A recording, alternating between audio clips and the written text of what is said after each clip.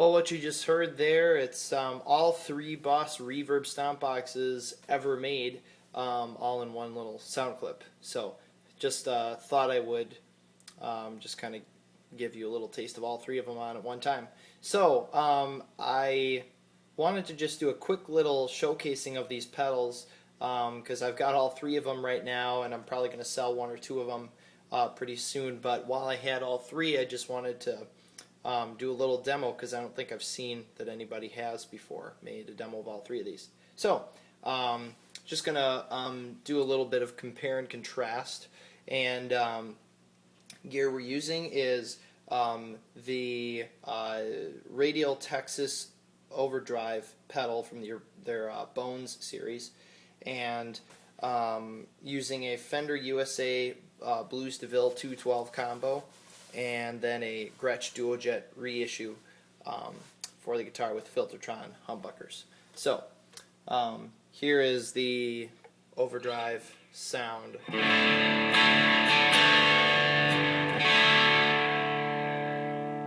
So that's the overdrive sound. Now I'm just going to do some looking at how trebly and, well, trebly, that's not really a word, how much high end we can get out of each pedal, and how much dark reverb we can get out of each of them too. So kind of both sides of the spectrum, in addition to how long we can get the decay. So let's do the RV-2 first. We're gonna go to the Hall setting and get the pre-EQ right there. And we're gonna check the decay on this one. So I'm just gonna strum a chord and cut it off and just let it roll. So.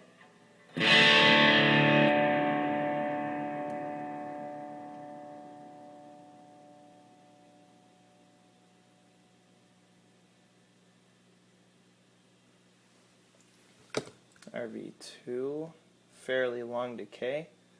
RV-3.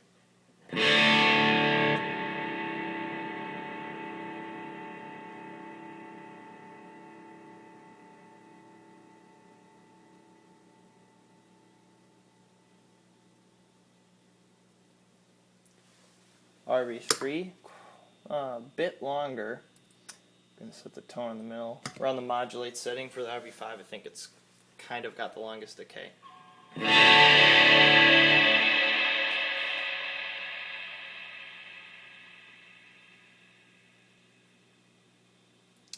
lot of high end out of that pedal. So those are the decays there. Let's see how dark we can get these reverbs. I'm on the Hall setting for each of these. Okay, here's the RV-2.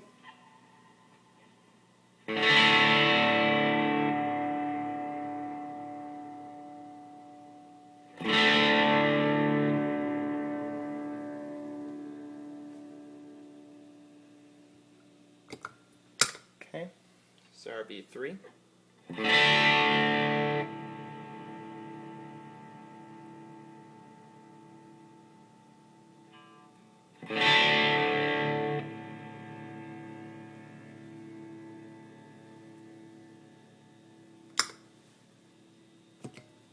Okay, here's the Hall and the RV-5.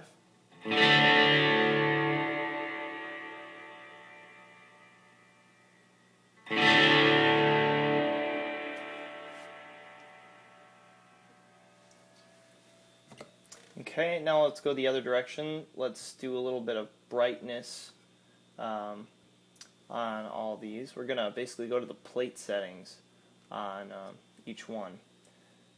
So, spring plate. Okay, here's the RV-2. I'm going to play a little more slowly because the high end tends to be kind of piercing.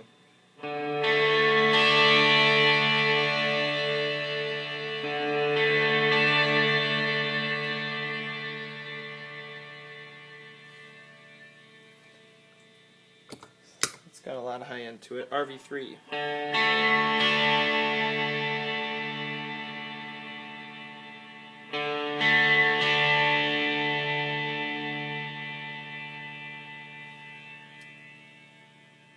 not quite as much, in my opinion. Okay, this guy gets really bright, so I'm going to play quite softly. And this is with the tone halfway up. So if you do that, you can just hear that ear-bleeding treble coming out. And I'm like barely playing it. I think it's safe to say that pedal is probably the most treble heavy of the three. And then I just wanted to do a quick little just playing through them on my favorite settings, and just kind of showing you how they behave in more of a regular playing situation. So this is the RV-2 on the Hall setting, tone at about 10 o'clock or so.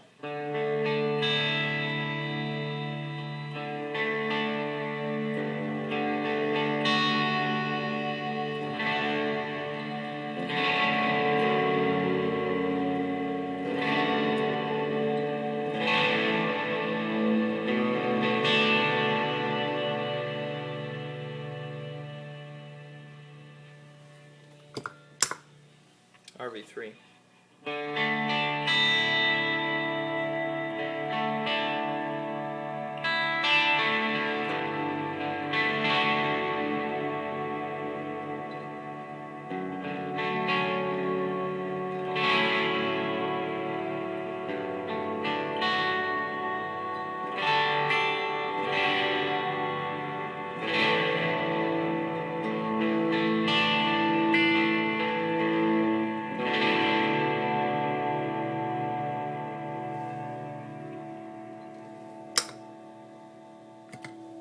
Okay, this is the RV-5.